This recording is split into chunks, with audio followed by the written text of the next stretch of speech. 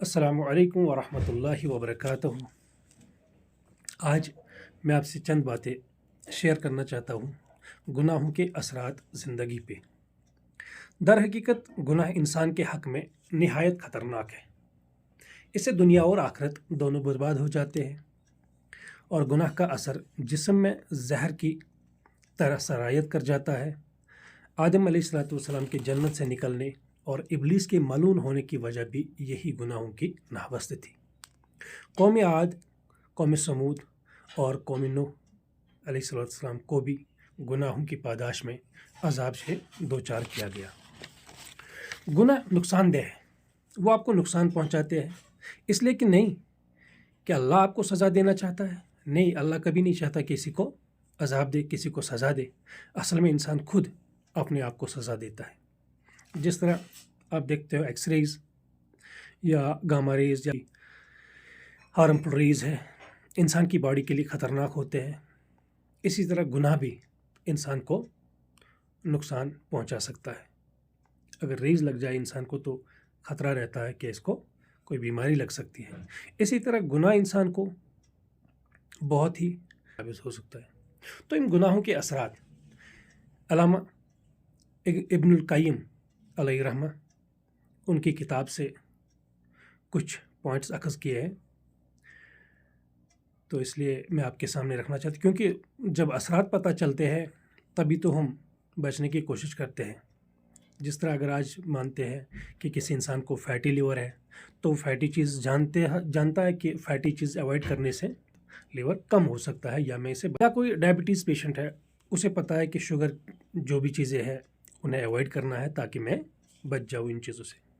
तो सबसे पहला चीज़ जो है, गुनाहों से इंसान नॉलेज से डिप्राइव होता है, इल्म से इंसान दूर चला जाता है, महरूम रह जाता है। क्योंकि नॉलेज नूर है, इल्म नूर है, गुनाह नूर को ले जाता है, गुनाह नूर को दूर करता है। हमारे असलाफ के पास भी जब कोई ऐसा मसला होता, कोई भी आ जाता कि मुझे कुरान याद था, मैं भूल गया, मुझे मेमोरी वीक हो रही है, तो अक्सर लोगों को यही मशवरा देते थे कि गुनाहों की वजह से ऐसा होता है, अपने गुनाहों को छोड़ दो और आपका जो हाफिज़ा है वो सही हो जाएगा, आप वापस आ जाओगे। ये सब कुछ गुनाहों की नहवस्त है। नंबर 2, रिज़्क़ का छिन जाना। अल्लाह तबारक ताला के नबी सल्लल्लाहु अलैहि वसल्लम की हदीस है, इब्न माजा की हदीस है, सही हदीस है, एक शख्स को रिज़्क़ मिलना होता है हलाल तरीके से, लेकिन वो शख्स जल्दबाजी करके, गुनाह करके वही रिज़्क़ हराम तरीके से लेता है, तो फिर उसको एक्स्ट्रा कुछ नहीं मिलता और अल्लाह की मदद भी नहीं मिलती। तो ये इंसान डिप्राइव कर दिया जाता है रिज़्क़ से। अब कोई ये सोचे कि कोई इंसान बंगले वाला है, गाड़ियों वाला है, तो हमारी नज़र में गुनाह भी करता है, गुनहगार भी है। तो इसके लिए रिज़्क़ 4 किस्म का होता है: financial wealth, emotional wealth, time wealth and social wealth. हो सकता है उस आदमी के पास फाइनेंशियल वेल्थ हो, लेकिन उसके पास इमोशनल वेल्थ, दिल का सुकून, इत्मीनान, जज्बात पे कंट्रोल, वो चीज़ें नहीं होंगी। क्योंकि इमोशनल वेल्थ जो है वो भी बहुत बड़ा ख़जाना है। पे कंट्रोल नहीं होंगे, एंगर मैनेजमेंट उसका नहीं होगा, जिसके इखलाक अच्छे नहीं होंगे, तो उसके पास वेल्थ नहीं है, उसके पास रिज़्क़ की कमी है। क्योंकि इमोशनल वेल्थ भी एक तरह का रिज़्क़ है। बहुत सारे लोगों को मैंने देखा है, खाने का कुछ नहीं होता उनके पास, लेकिन ज़हनी सुकून इतना कि वो इत्मीनान हो, उसे अपनी ज़िंदगी पुरसुकून तरीके से गुजारते हैं। या दूसरा सोशल वेल्थ होता है, औलाद अच्छे हों, बीवी अच्छी हो, घर वाले अच्छे हो, आपके इर्द गिर्द आपके लोग वफ़ादार हो, आपके भरोसेमंद दोस्त हो, तो this is some kind of social wealth. और इसके बाद टाइम वेल्थ। टाइम वेल्थ आपका वक्त अच्छा हो, यानी आपके वक्त में बरकत हो, आपके काम बहुत जल्दी हो जाते हो, आपके काम अल्लाह के पसंदीदा काम हो।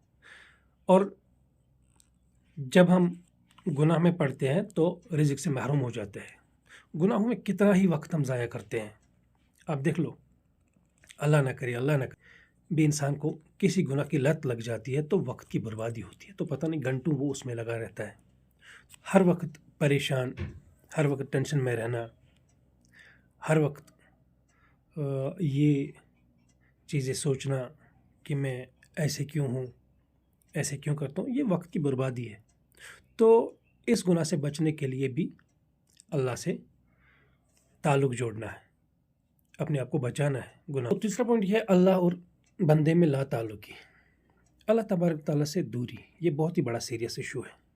سب سے بڑی یہ جو بات ہے بندے کی دوری اللہ سے۔ ظاہر سی بات ہے فرشتے اس بندے کے قریب نہیں جاتے، رحمت نہیں ہوتی، لیکن امید ہوتی۔ اللہ چاہتا ہے کہ بندہ دعا کرے، مجھے پکارے، لیکن گناہوں سے مایوس ہو چکا ہوتا ہے تو بندہ گیو اپ کر کے مزید گناہ کرنا چاہتا ہے، یعنی کر کے ہی چلا جاتا ہے۔ اس کو مٹانے کے لیے صرف استغفار کرنا ہے اور اللہ تبارک تعالیٰ کے ساتھ رشتہ مضبوط کرنا ہے۔ اور جو چوتھا پوائنٹ ہے، کام مشکل ہو جانا شروع ہو جاتے ہیں۔ آپ کے کام اچھے خاصے کام تھے لیکن رک گئے، اٹک گئے، اس کے لیے توبہ کرنا ضروری ہے۔ سورۃ الحج کی آیت، کچھ لوگ ایج پر ہوتے ہیں، جب تک انہیں اچھائی لگے تو وہ اللہ کے ساتھ ہوتے ہیں، اور جب تنگی لگے تو وہ دور چلے جاتے ہیں۔ ایسے لوگ دنیا میں خسارے میں اور آخرت میں بھی خسارے میں ہوتے ہیں۔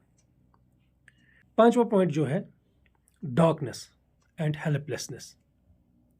انسان کے دل میں ایسی اندھیری چھا جاتی ہے جس طرح رات اندھیری ہوتی ہے، شیطان اس کو قبضہ کر لیتا ہے۔ نبی صلی اللہ علیہ وسلم فرماتے ہیں گناہ کرنے سے انسان کے دل میں کالا دبا پڑ جاتا ہے۔ اگر انسان توبہ نہ کرے تو یہ دبا دھیرے دھیرے پھیلتا رہتا ہے، تو یہ اتنا پھیل جاتا ہے کہ سارا دل اس کا کالا ہو جاتا ہے۔ اسی لیے فوراً توبہ کرنا چاہیے، گناہ کو چھوڑنا چاہیے۔ تو اس سے کیا ہوتا ہے، ڈی موٹیویشن آ جاتی ہے انسان میں، ویژن اس کا بلاک ہو جاتا ہے۔ یہ ایسے سوچتا ہے کہ میں توبہ کر لوں، لیکن وسوسہ نے اسے گھیر لیا ہوتا ہے۔ اس کو بہت سارے اللہ کے بارے میں سوالات آ جاتے ہیں، ایسے وسوسے ڈالتا ہے، عجیب و غریب سوالات۔ تو جب انسان علم کو بڑھاتا ہے، اللہ تعالیٰ کی طرف رجوع کرتا ہے، تو یہ سارے سوالات خود بخود حل ہو جاتے ہیں۔ پھر عبداللہ بن مسعود رضی اللہ تعالیٰ عنہ کا کوٹ میں بیان کرتا ہوں کہ فرماتے مومن ایک چھوٹے سے گناہ کو پہاڑ کی طرح دیکھتا ہے، کیونکہ اسے لگتا ہے کہ بہت بڑا پہاڑ ہے مجھ پہ، پہاڑ کا بوجھ مجھ پہ ہے۔ لیکن کافر اور منافق ایک بڑے سے بڑے گناہ کو بھی مکھی کی طرح لیتا ہے کہ یوں کر دیا تو اڑا دیا۔ تو ان گناہوں سے بچنے کے لیے، ان کے اثرات سے بچنے کے لیے ہمیں کیا کرنا چاہیے، توبہ کر لینا چاہیے، فوراً اللہ سے رشتہ جوڑنا چاہیے، اللہ کی طرف رجوع کرنا چاہیے، اور اللہ کو دعا کرتے رہنا چاہیے۔ دعا پکارو، اللہ کو جتنا چاہیے اتنا پکارو۔ اللہ منتظر ہوتا ہے کہ میرا بندہ کب واپس پلٹے اور میں اسے معاف کر دوں۔ اللہ معاف کرنے والا ہے۔ اللہ ہم سب کو توفیق دے گناہوں سے بچنے کی، آمین۔